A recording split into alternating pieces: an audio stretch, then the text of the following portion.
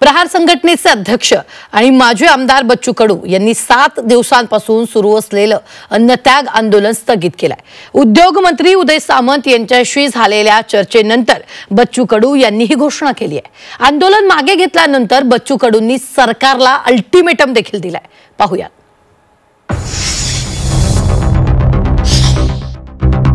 प्रहार जनशक्तीचे अध्यक्ष बच्चू कडूंनी 7 दिवसांपासून सुरू असलेलं आंदोलन तुर्तास स्थगित केलाय।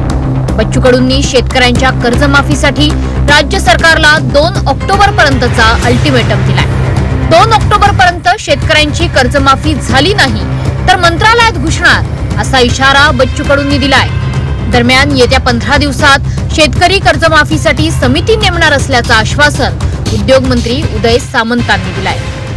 शेतकरी कर्जमाफीसाठी 15 दिवसाच्या आत उच्चस्तरीय समिती नेमली जाईल। समितीचा अहवाल आल्यानंतर कर्जमाफी संदर्भातला निर्णय घेण्यात येईल। तसेच थकीत कर्जदारांच्या सक्तीच्या वसुलीला स्थगिती देणे व नवीन कर्ज देणे या संदर्भामध्ये तातडीने बैठक लावून निर्णय घेण्यात येईल। कर्जमाफीचा विषय आहे ते मला एक गोष्ट थोड़ा डोक्यात आहे का बा तुम्ही तारीख कोण नाही सांगत।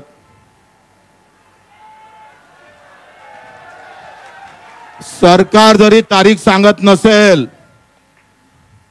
तरी 2 ऑक्टोबर पर्यंत सरकारने तारीख सांगाव, नाहीतर 2 ऑक्टोबर मध्ये आम्ही मंत्रालयात घुसून बच्चू कडू आता जेवण खाऊन तयार झाला का मंत्रालयात घुसल्याशिवाय राहणार नाही। भगत सिंह 2 ऑक्टोबरला गांधी जयंतीला भगत सिंहगिरी करू। तुम्ही तैयार है सगळे? वैसा भी मरना ही पड़ता है तो फिर आंदोलन करके मरेंगे साले को। सरकारचे प्रतिनिधी म्हणून उदय सामंतांनी बच्चू कडू यांच्याशी चर्चा केली। तसंच सरकारचा प्रस्ताव देखील त्यांनी बच्चू कडूंना दिलाय। दरम्यान यानंतर बच्चू कडूंनी आपलं आंदोलन तात्पुरतं स्थगित केलं। मात्र यावेळी त्यांनी उदय सामंतांना दम देखील भरला। आमच्या सोबत विश्वासघात केल्यास पहिलं आंदोलन तुमच्या घरासमोर करणार असा इशारा कडूंनी सामंतांना दिलाय। उदयजी तुम्ही आले आणि उपोषण सुटलं। बावनकुळे साहेब, राठोडजी सगळ्यांचा आभार तर मानतोच, पण जर तुम्ही आमचा विश्वासघात केला तर आम्ही तुमच्याच घरासमोर आंदोलन सुरू करू।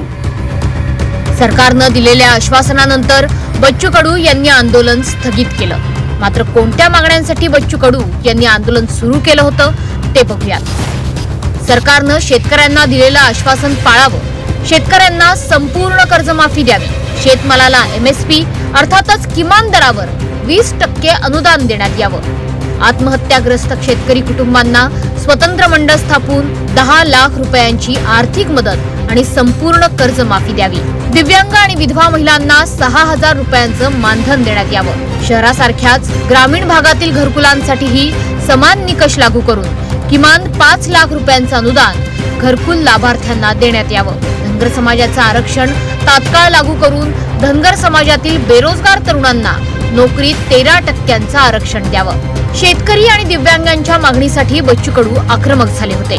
मात्र सरकारने दिलेल्या आश्वासनानंतर बच्चू कडूंनी आंदोलन मागे घेतलाय। मात्र 2 ऑक्टोबर पर्यंत शेतकऱ्यांची कर्जमाफी करा, अन्यथा मंत्रालयात घुसून आंदोलन करू असा इशाराही बच्चू कडूंनी दिलाय।